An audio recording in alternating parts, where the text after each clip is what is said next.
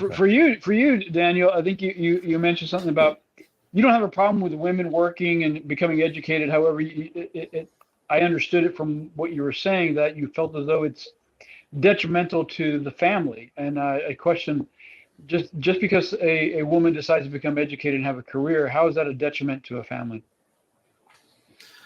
Well, if the woman is outside of the home, you have to outsource things like upbringing of children or taking care of babies, like breastfeeding, just raising a toddler. Then when the kids go to school, like they're spending like the modern model of life, what's considered normal of children, like being shipped off to this institution of public schooling or schooling in general. This fundamentally, uh, creates problems for the family structure because people are spending most of their time in the day or in the week with strangers, like non-family members. Yeah. And when you do that, then compared to like other societies where this is not the case, family bonds weaken, like because this is a psychological response. Like people tend to have more of a connection and loyalty and love towards people that they spend more of their time with. Yeah. So if you Okay. spend, yeah. You're jumping to the point to where she's leaving young children. Is it possible for a woman to become educated, have a career once the children are more independent? And let's say she only works while the kids are at school. She is there in the morning. Both mom and dad are there in the morning. Both mom and dad get the kids off to school. They take turns, whatever. Kids are at school. Both parents work. Kids come home from school. Mom's back home, or dad's back home, or both are back home. Could that be a situation that could be not a damaging situation to the family? Well, if our goal is to just strengthen the family as much as possible and to strengthen marriage as much as possible, like what steps would we take in order to do that?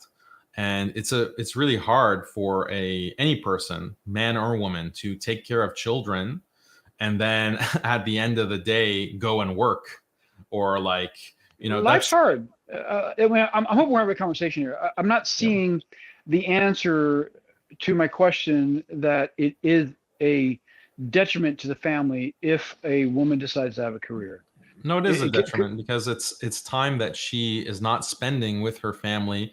It's not easy to maintain a household. It's not easy to have a warm cooked meal every day. It's not, or multiple meals a day. It's not easy to keep the house clean. It's not easy to manage like basic domestic affairs. Like it takes a lot of work. Yeah, it takes a team. It takes both mom and dad to do that, right? Okay, so then who's going to, if it's both mom and dad who are doing that, then who's going to provide for the expenses?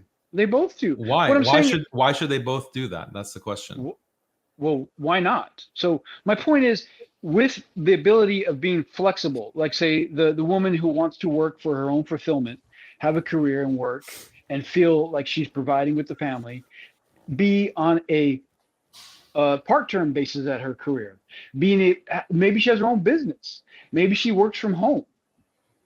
There's a vast variety of applications that someone can do for work and feel good about themselves and still provide and help the family. And it's a family is a family. It's more than just one person doing everything, right? Can I add something really quickly, Daniel? I think because I agree with Daniel, and I think what Daniel is saying is that if these extracurricular activities that you're taking on, right, for the woman would be, I guess higher education, careers and things like this, right? You're taking on these things which take away from the duties of the mother at home, right?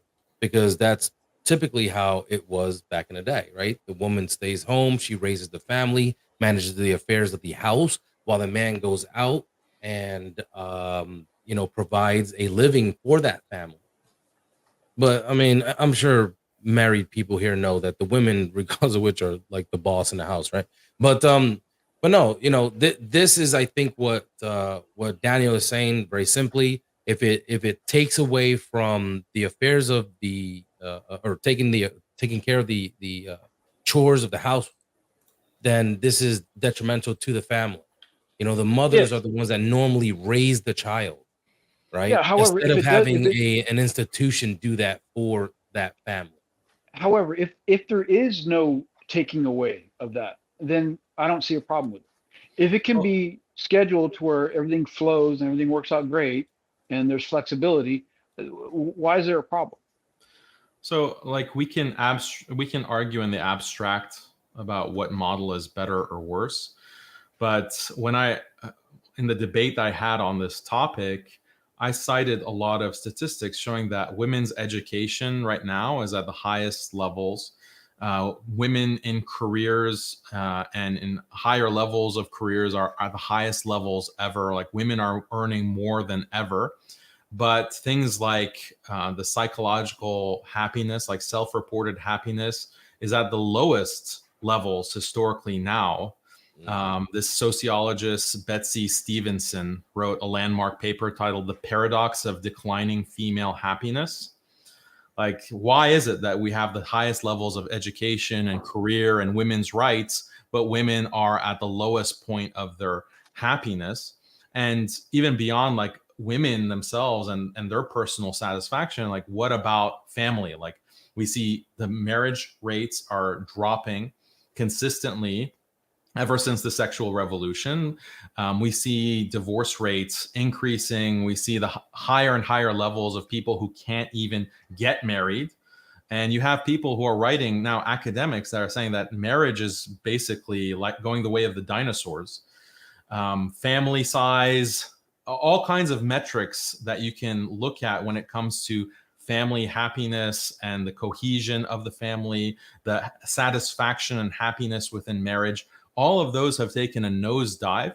And I argue that this is correlated with things like women's empowerment and women's independence and getting away from traditional gender roles that have worked for humanity for literally thousands of years, regardless of religious background or culture. Mm-hmm. Yeah. Thank you, James, for coming on and asking your questions. We're already over time a little bit, but thank you very, very much for your questions.